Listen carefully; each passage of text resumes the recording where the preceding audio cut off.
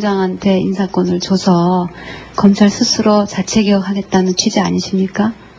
맞습니까? 윤장석 검사입니다. 복수 설명 그게 취지가... 아닙니다. 절대로 아닙니다. 그러면 저희는 개혁은 받아들이시겠다는 겁니까? 맞습니다. 저희는 개혁하자는 어떻게 겁니다. 받아들이시겠다는 겁니까? 지금 일본 검찰은 국민 신뢰도가 1위입니다. 네. 하지만 제국주의 시대 일본이 말씀을 잘 권력의 나왔습니다. 일본 검찰의 경우에 그만하시고요. 시간이 얼추 다 된 모양인데 말씀하시기 전에 우리 이거 이제 정합시다. 노무현과 강금실, 문재인 등등이 여러 검사님들의 의견을 수렴해서 이번 검찰 수뇌부에 인사를 할 거냐? 아니면 지금 검찰총장 김가경 총장이시죠? 총장과 검찰 수뇌부 몇몇 분들 하고 인사를 할 것이냐? 이거 아닙니까? 위원회 여러분 지금 검찰총장한테 인사권 넘기라고 하니까 그건 아닙니다. 예? 예측 가능한 인사를 그렇죠. 해달라는 겁니다.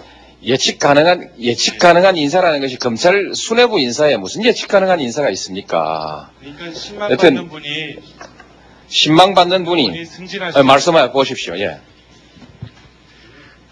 저희가 말씀드리는 것은 바로 인사권의 보장입니다. 그리고 미 점령 후에 실제로 일본 검찰에 대해서 신망받는 사람이 선출될 수 있도록 인사권이 보장이 됐습니다. 그 부분 말씀드리는데 바로 그 점에서 검찰의 수사권 견제가 안 되고 너무 비대해지고 권력 나누게 돼서 인사권이 다시 법무부로 환원된 것으로 저는 알고 있습니다. 예. 예, 보충해서 그럼 말씀드리겠습니다. 인사위원회를 어떻게 구성하는 것이 좋을지에 관해서 여러분들이 새로운 의견을 주셔야 합니다. 차라리 그 말씀을 해주시면 좋겠습니다. 인사위원회 구성원은 어떻게 하셨으면 좋겠다는 것인지. 토론이 제 생각보다 훨씬 좋게 말하면 열띠게 됐고 나쁘게 말하면은 좀 격앙되게 됐는데, 아까 우리 박 선배님께서도 말씀하셨지만은 대통령님이나 장관님 많이 서운하시죠? 서운하지 않습니다. 괜찮아요. 괜찮고 인사를 하겠다는데 지금 갈 길을 막으니까 답답하죠. 그래서 제 생각은 저희가 이번 인사를 미루라.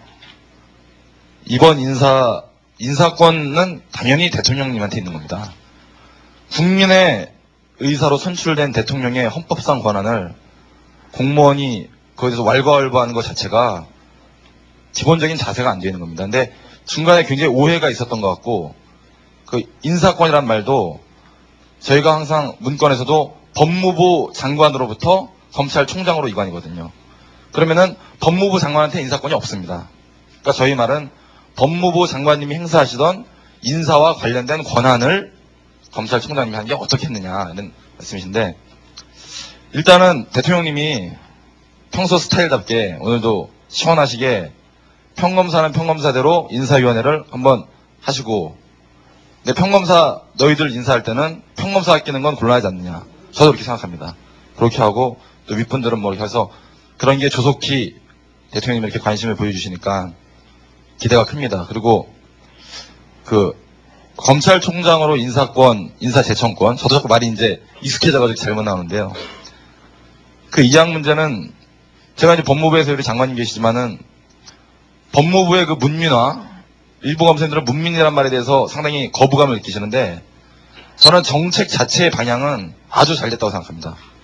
그러니까 법무부는 검찰 업무에서 좀 떨어져가지고 인권이라든지 출입국이라든지 여러 가지 우리 외국의 미국이나 일본의 선진국의 법무부가 하는 그런 업무를 갖다가 하는 전문 행정기구로 탈바꿈해서 다시 태어나고, 검찰은 그야말로 정치적으로 독립하고 중립적으로 수사에 전념한 기관으로 거듭 태어난다. 제가 솔직히 검사로 임관하면서부터, 장관님 죄송합니다만 장관님한테 임명장을 받으면서 조금 그런 기분이 들었습니다. 그러니까 대통령, 전임 대통령한테 받았지만은 이걸 내가 대검에서 받는 게 맞는 게 아닌가. 제가 결혼식도 대검에서 했습니다. 왜냐면은 법무부는 검사가 자기 결정문을 쓰는 곳이 아닙니다. 철저히 장관님을 보좌하는 곳입니다. 그래서 대검의 어떤 검찰총장 그 인사 제청권 이관 문제를 장관에서 총장으로 이렇게 권한을 넘기는 문제로 생각하면은, 그거는 마치 지금 평검사들이 현직 총장 아무개 씨를 옹호하면서 지금 우린 젊은 여자 장관 싫다. 우리가 30년 모셔온 김모 총장님 우리는 옹립하겠다. 이렇게 오해될 수가 있거든요. 그게 결코 아니라는 것을 제가 국민들 앞에 분명히 말씀드리고요.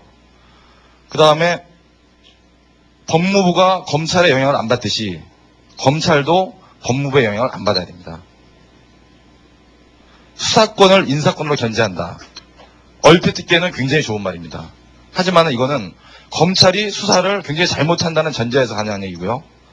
나쁘게 악용될 경우에는 수사를 검사장도 말리고 차장도 말리고 총장도 말리는 수사를 뿌득뿌득하는 미련한 불독 같은 검사를 인사로 서울지검 특수부에서 큰 사건 하는 검사를 저기 지방에 큰 사건 없는 곳으로 날려버릴 수 있다는 것도 의미합니다.